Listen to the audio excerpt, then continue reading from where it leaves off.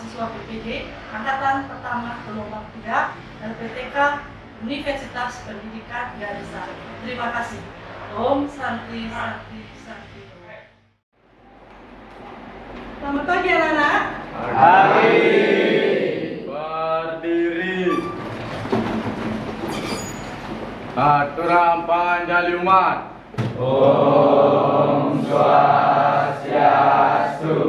Sebelum mulai pelajaran hari ini, ada langkah baiknya kita berdoa. Berdoa dimulai. Om Guru Brahma. Selesai. Silakan duduk.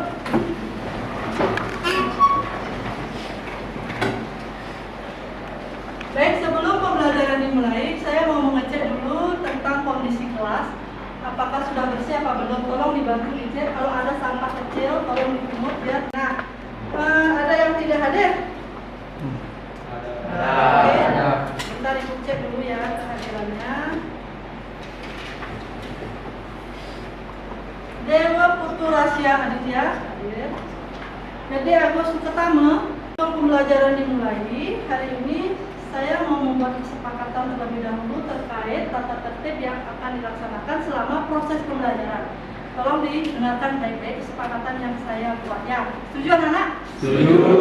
Kesepakatan ini harus kalian taati dan patuhi selama proses pembelajaran yang saya laksanakan hari ini. Apa saja kesepakatan tersebut? Yang pertama, saya lihat anak-anak banyak yang membawa HP. Tolong selama pelaksanaan pembelajaran HP di silent. Ke materi berikutnya, yaitu sebelum saya ke materi, saya akan mengajak kalian menyanyikan lagu Wajib Nasionalisme ya. Semangat ya.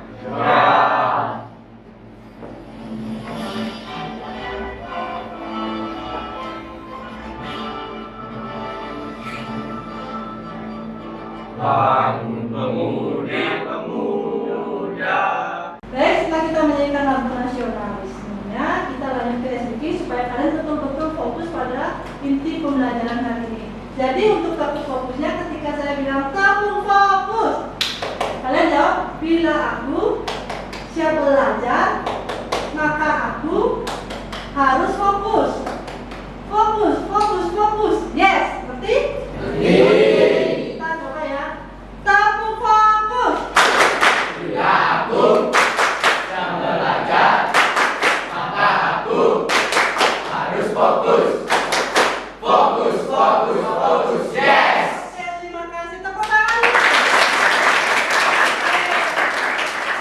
Nah, sebelum saya lanjut, saya akan memberikan dulu sedikit gambaran terkait materi yang akan kita bahas hari ini. Mungkin anak-anak sering lihat atau melewati pasar ya? Apa yang kalian lihat di sana? Pedagang. Selain pedagang, apa lagi yang kalian lihat?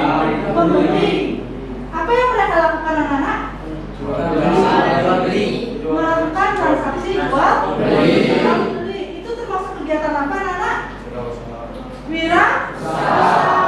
Bagus sekali jawabannya. Jadi di sini nanti kita akan membahas terkait usaha yang ada hubungannya lebih signifikan sekali, itu terkait dengan peluang usaha. Ya, mungkin anak-anak sudah sering mendengar kata usaha, tetapi kalian belum paham apa sih usaha itu, ya kan? Nah, sekarang ibu mau tanya, apakah kalian pernah melakukan kegiatan berwirausaha? Pernah?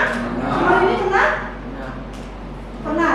Oke. Apa usaha atau wirausaha yang kamu lakukan, Nak? Bisnis online, bagus sekali ya. Jadi sebelum saya ke materi, saya akan mengajak kalian pretest dulu ya. Silakan buka Google Classroom-nya. Itu pretest. Ya, silakan di sana sudah saya buatkan soal pretest terkait dengan materi yang saya bahas hari ini. Waktu pengerjaan di pretest tersebut adalah 5 menit. Silakan dibuka Google Classroom-nya.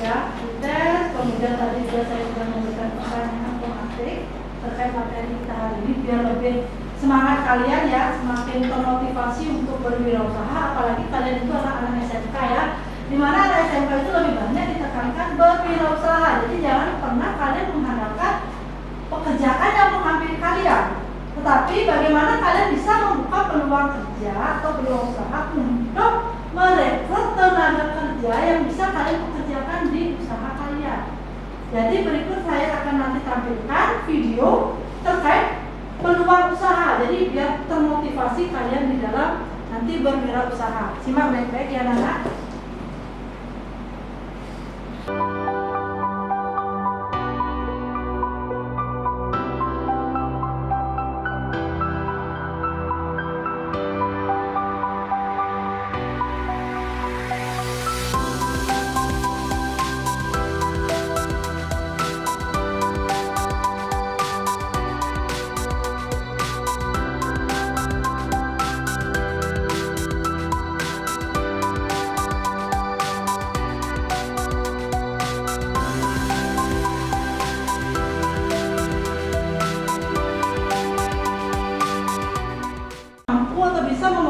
Kalian nanti pada saat kalian ingin membuka sebuah usaha yang skala kecil dulu ya. Jadi seorang wirausaha itu tidak mesti harus berwirausaha dari kondisi yang sudah mapan. Pasti mereka merintisnya dulu dari nol sampai dia menginjakkan kakinya pada kategori sukses.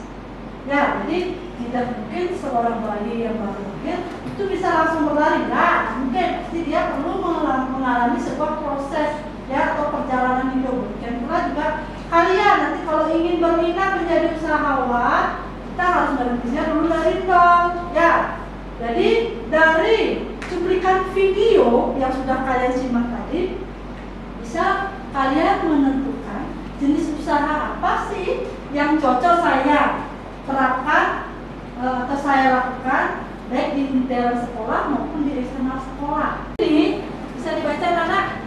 Adapun capaian pembelajaran yang diharapkan ketika kalian sudah mengikuti pembelajaran hari ini, yang pertama adalah peserta didik mampu menyebutkan jenis usaha. Ya, jadi di sini diharapkan siswa mampu menyebutkan jenis usaha yang ada di internal dan eksternal sekolah. Itu capaian pembelajaran yang pertama. Capaian pembelajaran yang kedua adalah peserta didik mampu menganalisis jenis usaha. Baik, sekarang kita lanjut ke kegiatan inti. Setelah kita tadi membahas tentang capaian pembelajaran, tujuan pembelajaran, lanjut kita ke tujuannya, yaitu pertama, dengan mempelajari peluang usaha. Di sini peserta didik mampu memahami pengertian peluang usaha. Jadi kalian bisa mengerti apa itu arti dari peluang usaha. Nah, berikutnya adalah silakan kalian bentuk kelompok. Jadi di sini karena kita model pembelajarannya adalah problem based learning, nanti di sini ada langkah-langkah atau sinta-sinta yang akan saya sampaikan ke kalian. Jadi nanti saya akan membentuk kalian menjadi beberapa kelompok. Jadi dari satu kelompok terdiri dari 5 atau 6 kelompok orang. Ya, baik, sudah ditentukan kelompoknya, kalian sudah duduk sesuai dengan kelompok kalian masing-masing. Saya akan membagikan LKPD. Nanti saya akan memperlihatkan gambar di depan. Hasil pengamatan kalian tulis di lembar LKPD-nya ya.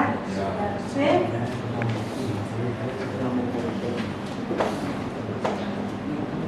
Sekarang perhatikan gambar di depan. Ya. Di dalam gambar di depan, anak-anak mohon perhatiannya. Nanti hasil pengamatan ini kalian tuangkan di LKPD ya.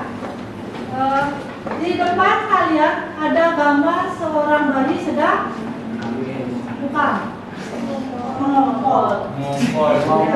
Jadi tolong tuangkan di benak kalian, di pikiran. Apa sih kok ada bayi yang sedang mengompol, itu dituangkan ke dalam LKPD. Ya, kira-kira usaha apa yang akan saya kembangkan. Ya. Kemudian ada seorang wanita ya, jerawat. Jadi usaha yang saya kembangkan. Ini kan merupakan peluang usaha ya. Yang ketiga ada apa Bisa dilihat? Kutu rambut. Nah, jadi kan, jadi kira-kira usaha apa yang pas untuk kalian kembangkan lainnya apa anak-anak?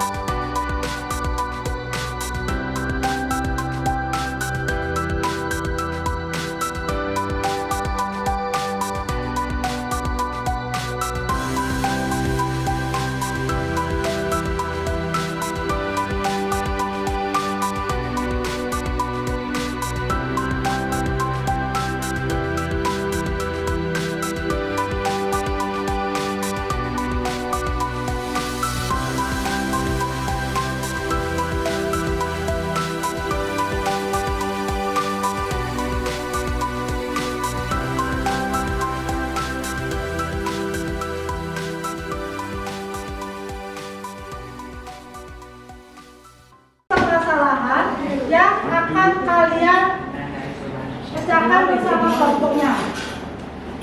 Ya, silakan untuk kelompoknya Aditya dikocok kartunya. Silakan ke depan.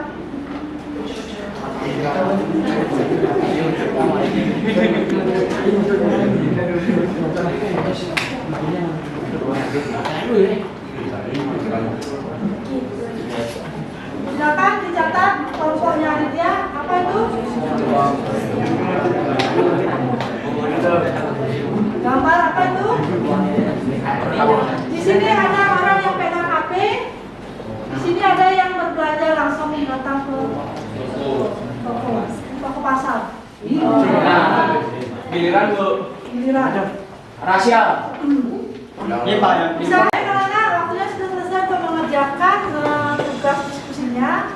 Sekarang saya minta dua kelompok untuk mempresentasikan hasil diskusi dari pengamatan yang sudah kalian lakukan. Ya, silakan. Siapa yang mau ke depan? Oh, kelompoknya ini silakan. Saya dari Bisbiasi. Di sini saya akan mempresentasikan hasil dari tugas tadi, diskusi tadi. Setelah saya mengamati gambar di depan, saya dapat mengaitkan usaha laundry dengan usaha internal maupun eksternal sekolah. Karena usaha laundry sangat diminati di kalangan masyarakat, khususnya di kalangan remaja. Hal ini dikarenakan laundry sangat bermanfaat dan menghemat waktu bagi para pegawai dan pelajar yang sedang sibuk.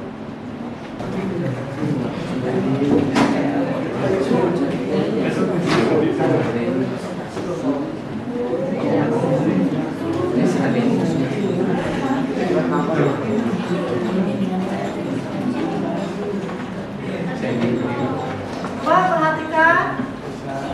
Sebelum kami memulai saya mengucapkan penajam.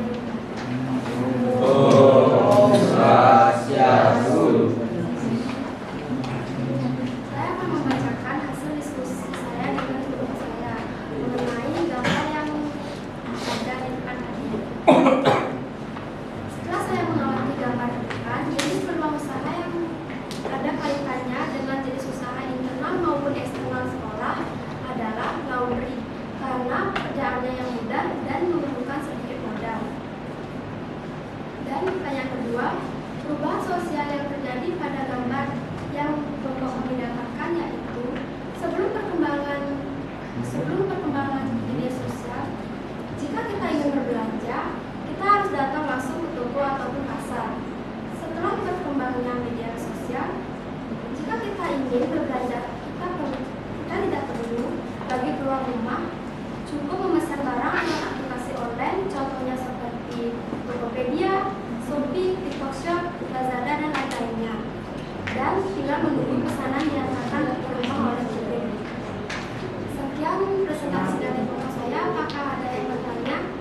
Enggak, mungkin ada yang mau mengajukan pertanyaan. Kelompoknya Janus mungkin. Gita. Kelompoknya Budi.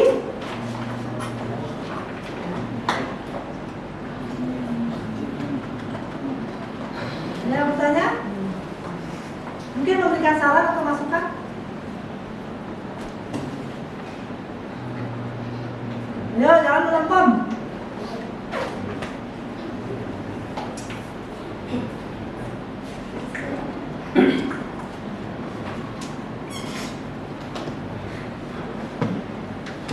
Ya, Budi.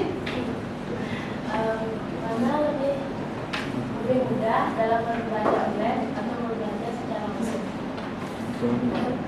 Lebih mudah berbelanja lewat aplikasi online karena kita tidak perlu keluar rumah lagi. Tapi ada kelemahannya dalam berbelanja online. Jika kita tidak teliti memilih barang yang dipilih, maka barang yang datang akan tidak sesuai ekspektasi. Oke, bagus sekali jawabannya. Ada lagi yang mau bertanya? Tidak? Tidak, oke. Kita tidak ada pertanyaan. Silakan. Jika tidak ada pertanyaan, saya tutup dengan para pesan.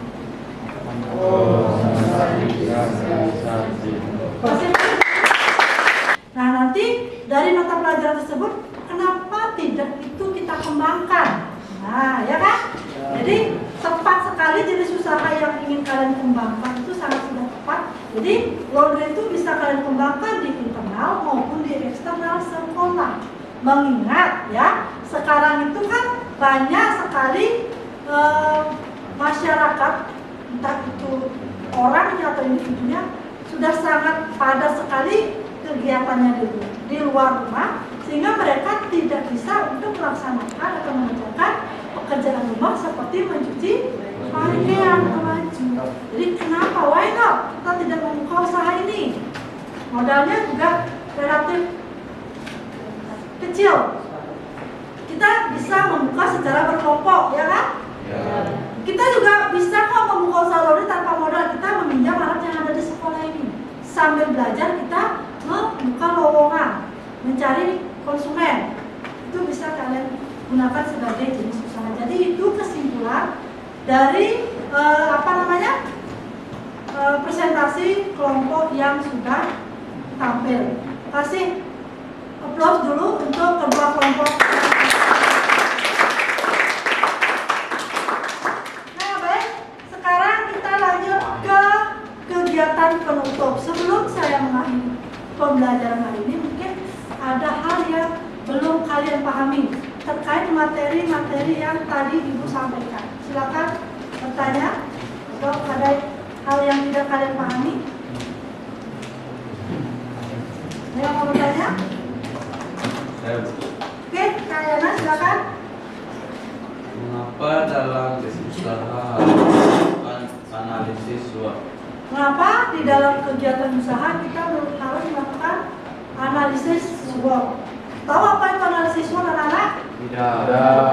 Jadi analisis SWOT itu selalu digunakan dalam dunia usaha. Strength, weakness, O-nya opportunity, T-nya threat. Ada peluang, ancaman, kelemahan, dan kelebihan. Di dalam kegiatan usaha perlu kalian melakukan analisis SWOT. Kenapa? Agar usaha yang kalian jalankan tidak mandek di tengah jalan. Ya, ketika kita nampang menjalankan usahanya, tapi kalian tidak memikirkan apa nanti tantangan saya ke depan, bagaimana cara saya menghadapi ancaman nanti. Itu tidak kalian buatkan strategi. Kalau kalian sudah memiliki strategi, itu dengan menggali atau mengenali analisis SWOT, ketika kalian sudah menghadapi ancaman atau tantangan, itu sudah kalian bisa lalui dengan lancar. Ibaratnya kalian berjalan di jalan tol, tidak ada hambatan, tidak ada macet. Jadi analisis SWOT itu perlu sekali diperhatikan di dalam kegiatan berwirausaha atau memulai jenis usaha. Jelas Kayana? Ada lagi yang mau bertanya? Silakan. Ya, Adit. Apakah dengan melakukan analisis SWOT sudah pasti usaha kita bahkan bisa sukses? Bagus sekali ya pertanyaannya, Adit. Jadi dengan melakukan analisis SWOT, apakah usaha yang kita jalankan sudah yakin bisa maju? Itu kembali kepada diri kalian sendiri.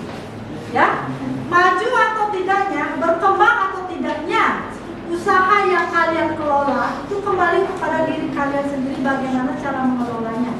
Jadi analisis SWOT ini ibarat sebuah media, ya, sebuah alat bagaimana kita bisa menyiasati ketika usaha yang kita jalani itu mengalami sebuah rintangan, sebuah tantangan.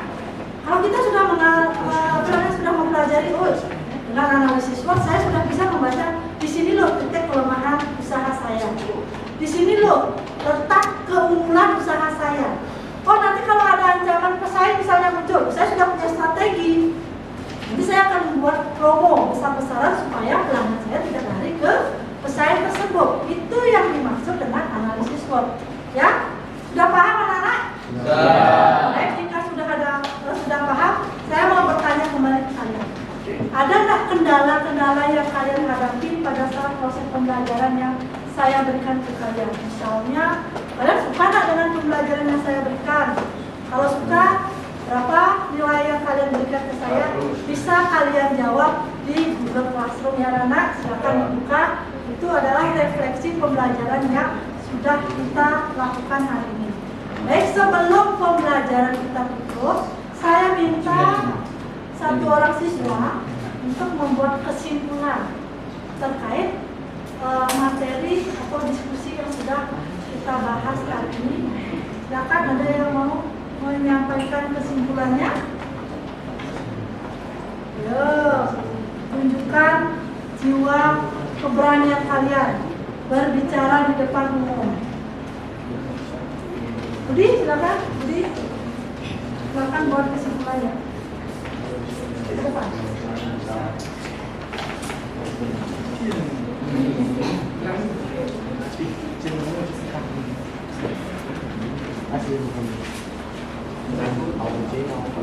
Baik, kesimpulan yang saya dapatkan dari pembelajaran hari ini adalah peluang usaha adalah sebuah gagasan atau ide yang muncul dari sebuah permasalahan, baik masalah individu maupun kelompok. Peluang usaha dapat bersumber dari dalam diri sendiri atau lingkungan, baik lingkungan internal maupun eksternal. Dengan memahami peluang usaha, secara tidak langsung kita membuka dan mengembangkan usaha yang kita inginkan. Serta jika usaha yang kita kembangkan, kita bisa membuka lapangan pekerjaan. Secara otomatis, kita bisa membantu meringankan tugas pemerintah dengan membuka lapangan pekerjaan. Jenis usaha di sekitar kita sebenarnya banyak, bisa kita jumpai dan bisa kita kembangkan. Tergantung dari niat dan pikir kita dalam mendalami usaha yang ingin kita bangun. Usaha itu ada dua jenis, yakni usaha yang bergerak di bidang jasa maupun usaha yang bergerak di bidang produksi. Jenis usaha yang bergerak di bidang jasa contohnya salon, laundry, jasa pariwisata, caregiver, Gojek, dan sebagainya. Sedangkan jasa di bidang produksi contohnya makanan cepat saji, programmer, dan sebagainya. Terima kasih. Kasih apa dulu untuk Budi.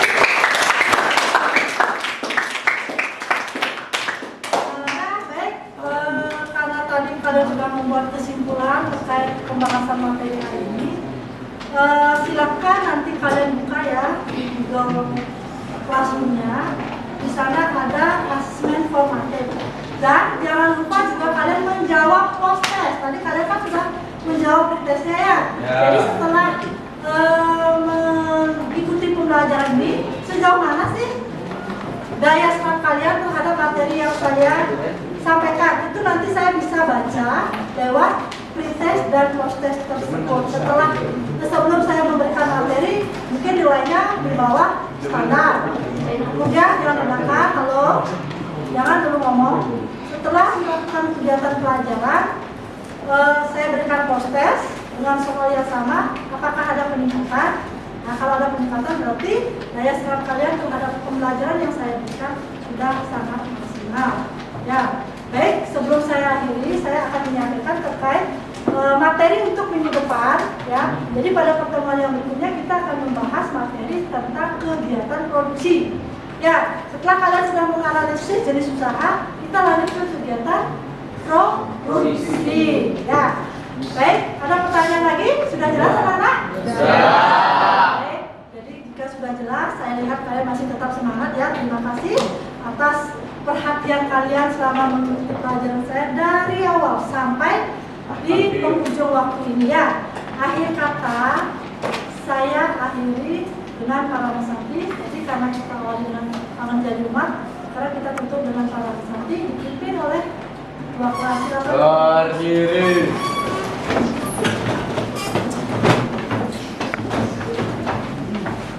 Aturang para mesanti.